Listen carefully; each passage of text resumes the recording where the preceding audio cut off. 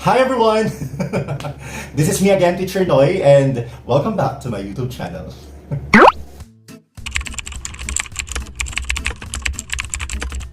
In this video, I will be sharing to you an important information. On a serious note, I really would like to create this video to help a lot of people who are wanting to get what I was able to pass last December. And of course, I really want to give tips, especially to those who don't know how they're going to apply, and of course how they're going to do the step-by-step process in applying for US visa. Yeah, I had the inspiration of taking a video and sharing this because I am sure that there are a lot of you who are experiencing difficulty, especially when you are thinking of traveling. The US visa that I'm going to share with you that I applied is for tourists, and this US visa is the B1 B2 US visa.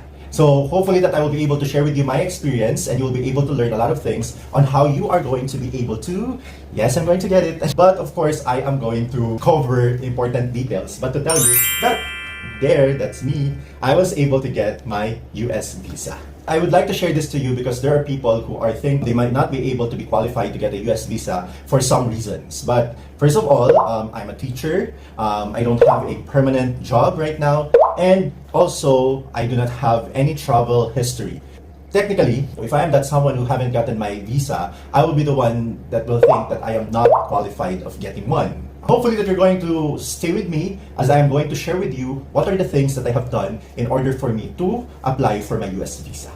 So the first thing that I did was I filled out the form in my D160. So the D160 is a very important form wherein you are going to place all the information needed. This is a very important form that you're going to fill out because the consul in the US Embassy will be using this form to ask questions and of course verify the answers that you're going to give to them during that interview. Okay? So make sure that when you fill out your D160, you are going to save also a copy for yourself. And of course, aside from saving a copy of your D160, make sure also that you are going to answer it truthfully, okay? Do not make up your stories. Do not even write things which are untrue. Because when I was taking the line inside the US Embassy, I was able to witness some of the applicants. And they're being asked with this kind of question. And sometimes they were answering something that is not the same with what information they have provided in their D160. So that's also a basis for the consul not to approve your application. When you are done doing your D160, the next thing that you're going to do is to apply for a schedule, an appointment that you're going to have in the US Embassy. So that is another website. The website for the D160 is different from where you're going to file your appointment for the US Embassy. But before we go to that part where you're going to choose the date, so there is a fee. Actually, when I applied last October, we paid 10,000 plus. My mom, because my mom was the one paid for my application, and she paid 10,000 plus pesos. Here in Catanduanes, you can pay it directly to RCBC Bank. And when you are done paying in the bank, you will be able to see like a confirmation. It will appear into the account that you have created where you can already set the appointment. And when you're able to access that, you will be able to see now how you are going to, or you'll be able to see now the available dates for your appointment. Okay? So that's what you're going to do. You can also pay using your credit card so that it will save you time in going to the bank. But I think the most convenient, especially for those people for people like me who don't have credit card, it's best that you're going to go to the bank. I think in Verac it's most convenient because we have RCBC here in Verac. So that's what you're going to do. Now, here in the Philippines, I'm not sure if it's here in the Philippines, but when I applied, because before, when they are doing this actual appointment in the US Embassy, there's only one appointment day. But now, they make it 2 different appointment days. These 2 appointment days are in different places. The first one is in Parañaque, where you are going to do your biometrics and picture. So the picture that will appear in your US visa, okay?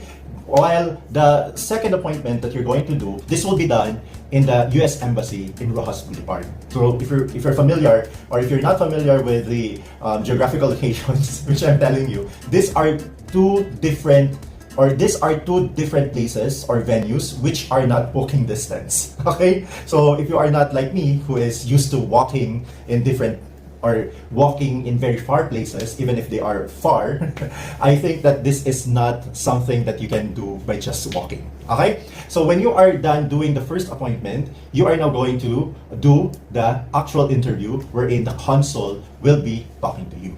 Okay? Now, my tip for this one, if you're going to do this, okay, so I look for the date that is convenient for me. When I applied by October 5, the earliest date that I was able to see in their calendar was like November 9. So I thought that November 9 was the time that I'm going to have my appointment. However, when I clicked the November 9, it moved to another page where you're going to choose another date, and that date is for your consular visit or your interview. So I was looking at November 9 and the next date was like November 27. So I thought, if I'm going to Manila on November 9, I will still have another flight going to Manila in November 27.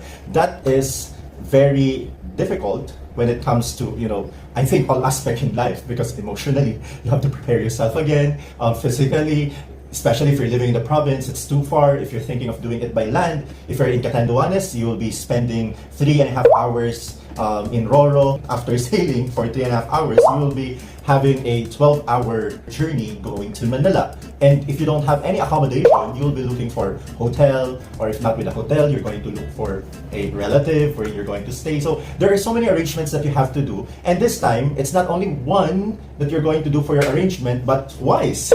Can you imagine that? Twice the fun.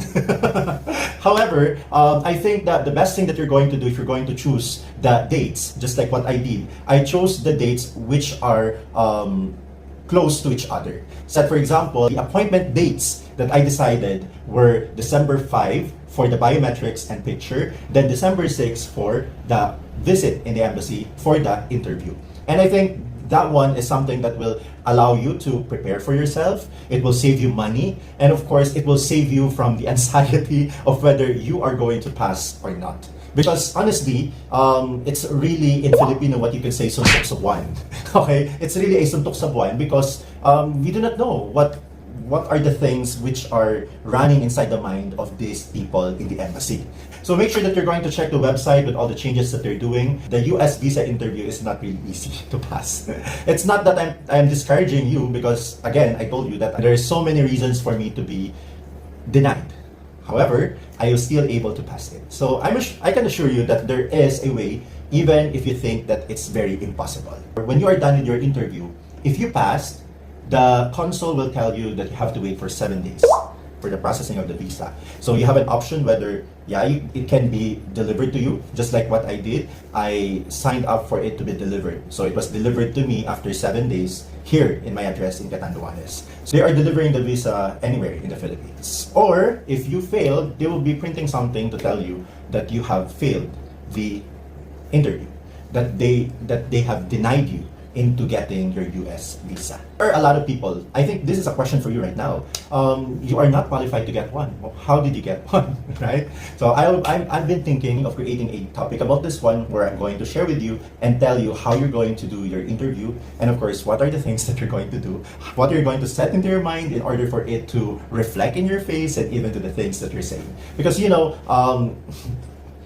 it's not luck that will give you what you want, but it's more of your persistence, but it's more of your determination, your diligence, and of course how you prepared yourself to get that thing. Hopefully that you have learned something in this video, and hopefully that something will give you an inspiration to file for an application for US visa. There are other places in the world that you can visit, but I think if you can get different visa, you will have many options and you will be able to visit a lot of places, especially to those people who really wanted to explore the world. Okay, so if you haven't had the desire or even the guts of applying because of the things that you heard from other people, I will stand as a testament that you may be able to pass it, as long as you will be able to pass also the interview. Thank you very much for watching.